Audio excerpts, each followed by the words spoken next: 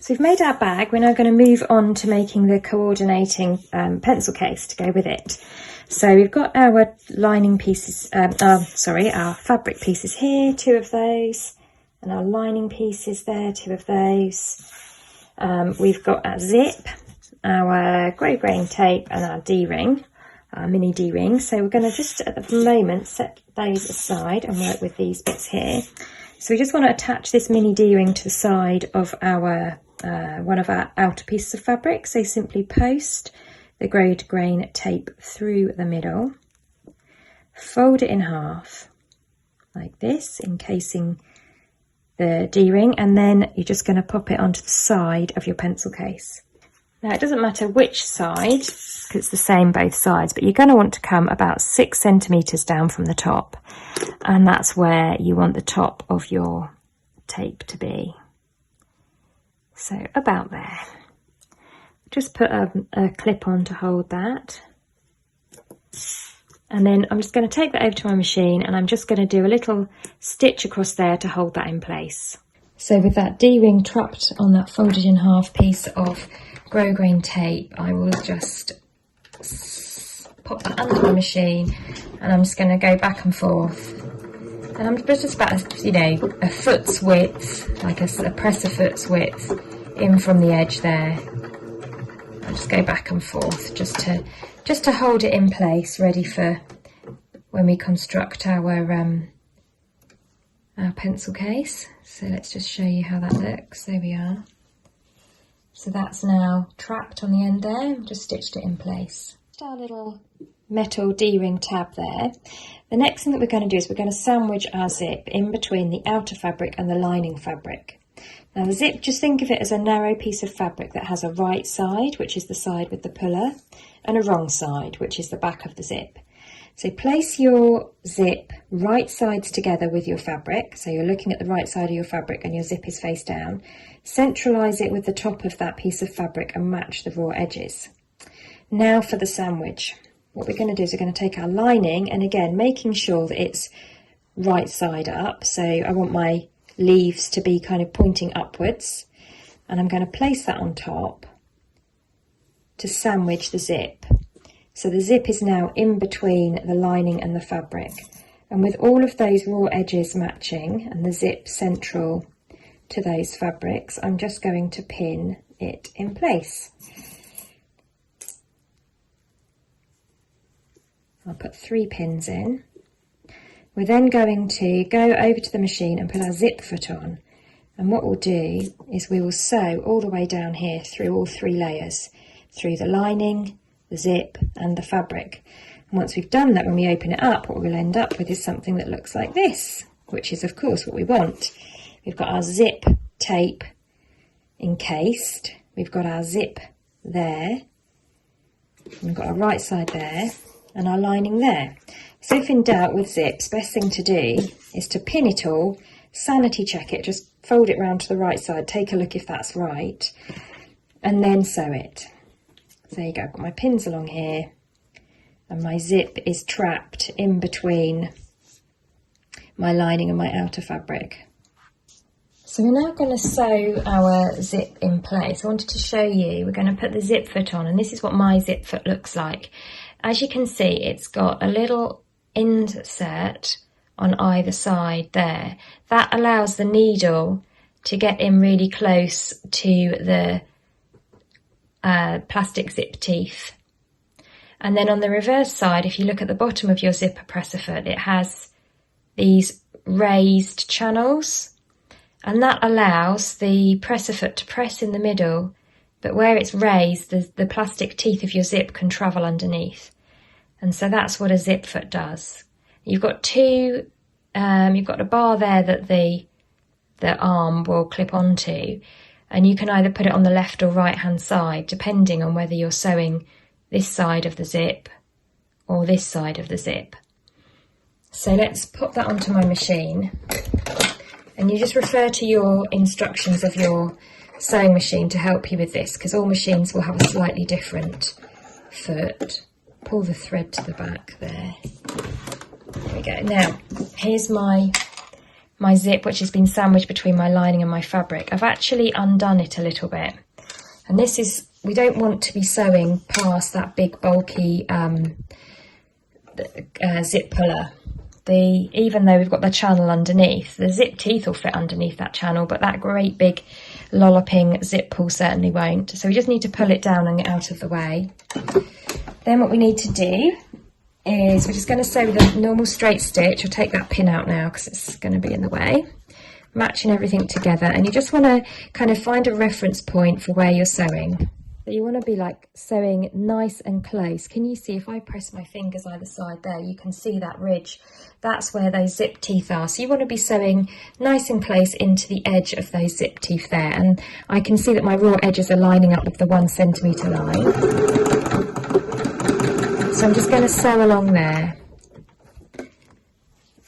And when I get towards this zip puller, which I won't be able to travel by, I will just move it out of the way. Right, so I'm coming towards that puller, it's just there. So with my needle down in my fabric, I'll lift my foot. So the needle is anchoring my fabric in place, and I shall just do a bit of keyhole surgery and wiggle that puller back up to the top there so it's out of the way. Then I can put my foot back down and carry on sewing.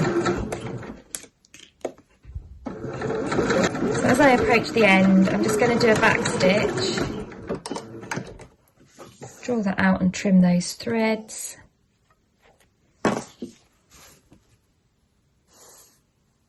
So when I open that up, let's trim the threads on the other side as well. My zip tape is now caught in between the fabric and the lining. Next thing that I want to do is I want to go and give that a press, and I'm just going to press and fold the fabric and the lining down and away from the zip. That's a really important part of the process. If you don't do that, because the next step we're going to do is to just do a top stitch along here. Sorry, a top stitch along here. And if you don't press that back, what I've found can happen is that the lining can fold under, and then when you open and close the zip, the lining can kind of get caught in those zip teeth. So really important part of the process to go and just press that lining and that fabric back and out of the way from the zip. There we are, so I've pressed that down now. We're now going to do a little stitch, top stitch, all the way along that edge there. I've increased my stitch length to 3, and I'm going to undo that zip again a little bit to get it out of the way, and do that puller out of the way. Now this is the point where I'm going to show you something. So if I put that presser foot down now, can you see how the needle is going to come in on this side, but I want it to come in on this side so it's nice and close to the zip teeth. So this is the point where I just switch over my zip foot to the other side. Now some machines don't have this groove on both sides, so if you weren't able to do that and you're stuck to kind of using the same side all the time, let's just get that back on there, then all you would simply do is swivel your work round the other way. All you've got to think about is that you want that needle to be on the groove which is nearest to the plastic zip teeth, because that's what it's there for. Okay, so with that lining and that fabric pressed out of the way, I'm now going to sew a nice little top stitch down the edge there to keep everything folded out of the way of the zip. Choose a reference point, so you could choose to, I'm going to choose to line up the edge of my foot there with the folded edge of the fabric, and like I say, I've increased my stitch length to 3. I'm just going to do a little top stitch all the way along there.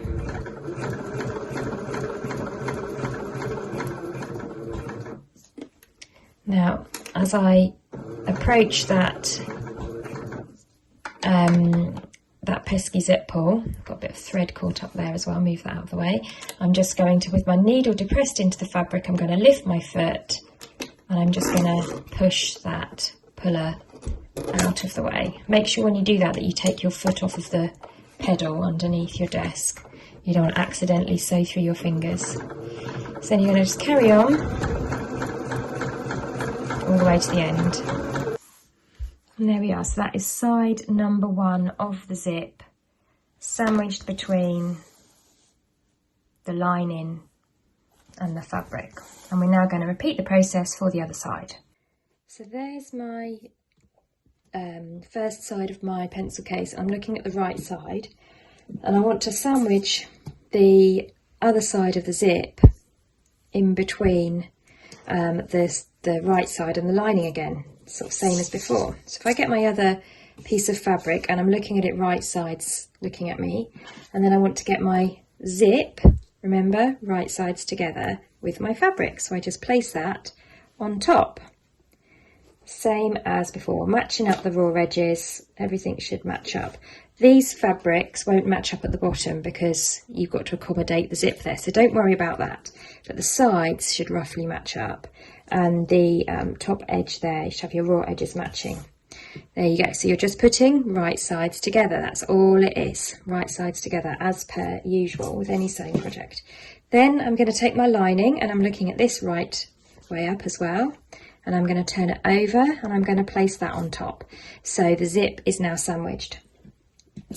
I can now pop in a few pins to hold that all in place, and I'll put the pins in the direction of, so I'm going to be sewing this way because I've got the zip pull, so I'll put the pins in this way, and that means I can whip them out as I sew quite easily.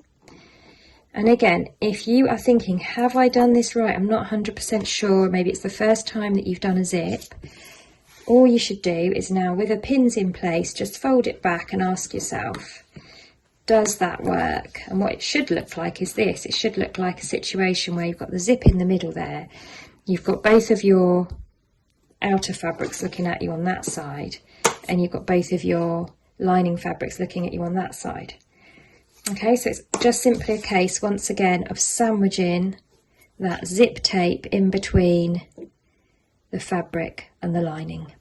So we can go on over and sew that now.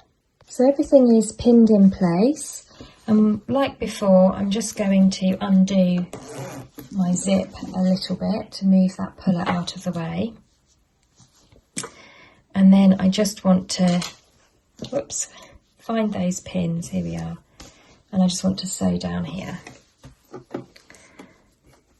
So with the zip, I always like to start with the puller end, if you see what I mean, and then sew down so that the puller is up at this part and the end of the zip is there, so that I'm zipping it up that way and zipping it down that way.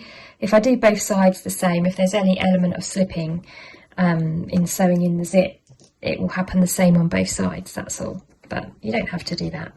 So I'm going to do the same thing again by matching up the edge of that foot with the edge of the fabric, a couple of little back stitches, and off I go. Now as I approach that zip puller, I'm going to leave my needle down in my fabric, lift up my presser foot and wiggle my zip puller out of the way.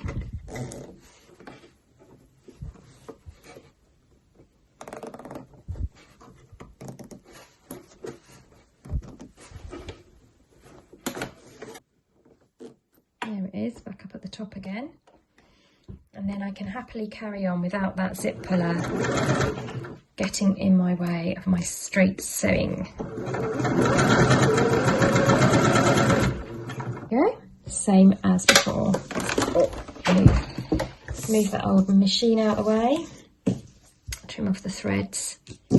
So you can now see as you open up that your zip is now like it's like the spine or like the body of a butterfly or the spine of a book, with the two lining sides sort of and the two outer fabric sides either side of it.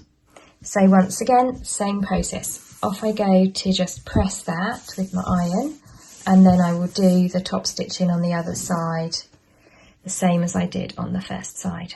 Given that a nice little press, and I'm now going to do my top stitch like I did on the first side.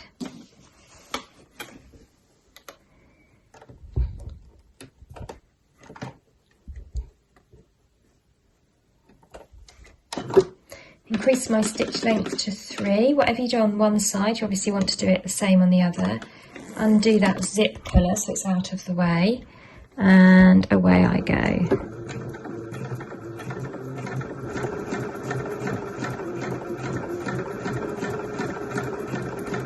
And as I approach that zip puller, I can just lift my presser foot and move it out of the way.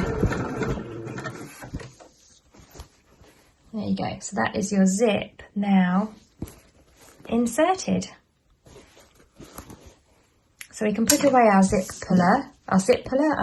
foot, and we can now create the pencil case. Right, so now we're going to do the final stages, which is just to create the case itself. And we want to undo the zip a little bit, and then we're going to just put these two, with the tab tucked in, we're going to put these two right sides together, the two outer fabrics, and then we're going to put the two lining fabrics right sides together. We're going to clip all the way around the outer edge, and then leaving a gap in the lining, we're going to sew around the outer edge and then turn out. When you get to these bits here, you just want to make sure that the outer fabrics are matching up, and they should be folded to look like that. So we'll start off with putting a clip either side there. So they're sitting nice and flat. Because of that top stitching you've done, they'll make those seams will sort of all make a bit of a Z shape at the end there. So that will all come good. So you just want to make sure that you're matching up the outer fabrics there. Then you just pop a little clip in the end there. Then we're going to come down to the end, and we're just going to clip all the way around the outside edge.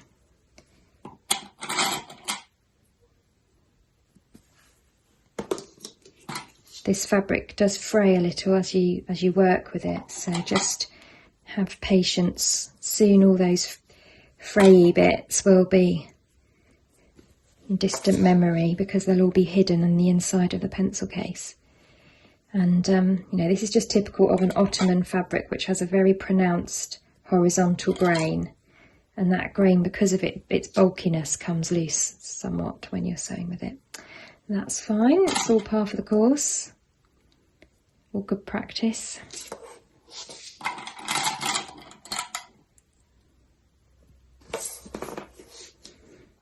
Couple of wonder clips at the bottom there. Now we need to remember again that we're leaving a hole, leaving a gap in that sewing. So I'll just double clip either side of my little gap there. And I just need to think to myself, I need to be able to put my hand in that gap to pull it through. So make sure it's big enough. That needs to be tucked in. I might put a clip there. It's misbehaving. There you go. Right, so we're ready to sew that now. Okay, so I need to sew all the way around the edge there, and for that I need to put my everyday universal presser foot back on. Oops. There it is. Draw my threads to the back. And I will just start at the edge of the opening I want to leave. And I'm going to sew with a 1.5 centimetre seam allowance all the way around. A little back stitch to start with. Oh.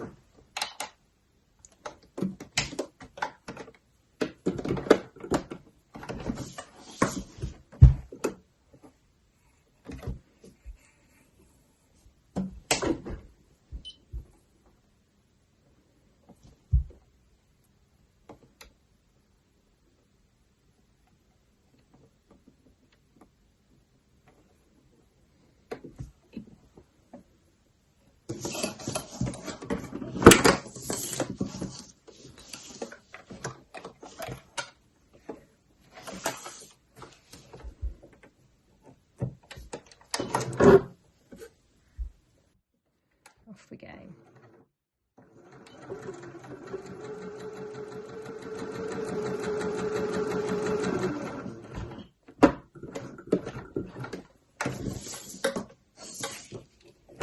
One more.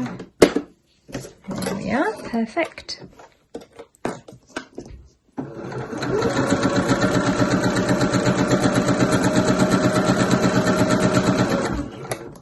When you come to that zip area, there's a bit of bulk for your machine to get across. Just encourage it a little.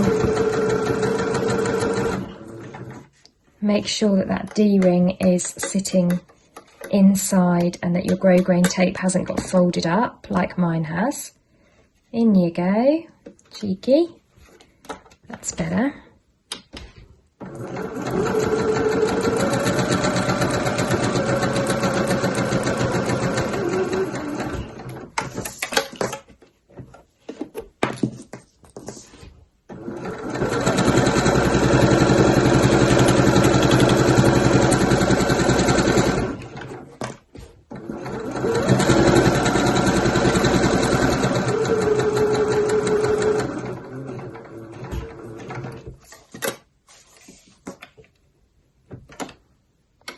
Going back towards the beginning again, so just do a little back stitch and there we have it. All sewn around the edge and with that little gap in the bottom. So I like to turn it through and just check that everything is okay. So check that the zip looks okay at either end and everything's fine and dandy. And once I'm happy that that's all good, then I'll turn it back through to wrong sides out again. And then I'm going to do two things. I'm going to pop the pencil case back under the machine, and at each corner area I'm going to sew on top of my corners just to reinforce them. And then I'm going to snip off the seam allowance across the corner in order to help the pencil case turn through neatly. So I'm just going back over the top of my original line of stitching at each corner and reinforcing it by just sewing directly over the top. So I'm just going to carefully retrace my stitches along each of those corners just to reinforce them. There we go. Just before I snip them down, by doing an extra stitch on top, it just strengthens that area. We're very nearly at the end. The next thing to do is just to trim down those corners, being careful not to cut your stitching, just to reduce the bulk before you turn this through to the right sides. So the next job to do is to just find that hole that you left in the bottom of the lining, and we just want to pull the whole thing back through again, right sides out. And you just want to make sure that you get those nice corners there. So if you want, you can actually use a point turner. I'd rather that than scissors, which can cut through. But if you haven't got a point turner, you can use chopstick or knitting needle or a pen. No, don't use a pen actually. You draw on your fabric that way. There you go. Something softly pointed. So before we tuck the lining inside the pencil case, one last little step is just to close that gap there. And just as we did before, switch him on, I'll just do it by eye. You can give it a little press first if that helps to get a nice crease there. And I will just sew really close to that edge. Like I say before, you can ladder stitch if you want, or hand stitch that closed for an invisible finish. But I'm just going to use my machine because it's going to be tucked away on the inside. And there you go. Just sewed along the edge there. So now I'm just going to trim off those threads. I don't know why I'm using my big scissors, I should use my little ones for the threads. Trim off those threads and then I can tuck that inside my pencil case. Flatten it out, give it a little press afterwards as well. And there's your lining tucked inside. I'll just bring that end of that zip up there.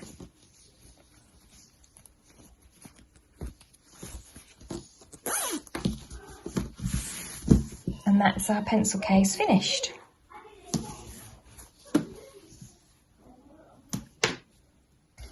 Now for an extra finishing touch, you can just fold in half the remaining bit of your grosgrain tape, and with a bit of perseverance you can just about get it through that hole at the end of your zip. Use a needle a pin to help you. Can you hear the children in the background? There you go, so I've posted that through. And then you can just put your little ends of your ribbon through the loop that you made. And then you can just paint the end of the ribbon with a little bit of clear nail varnish or Phrase Stop spray. It's a little bit wide for the hole, but it just about goes through. You've got a nice finish on your zip as well.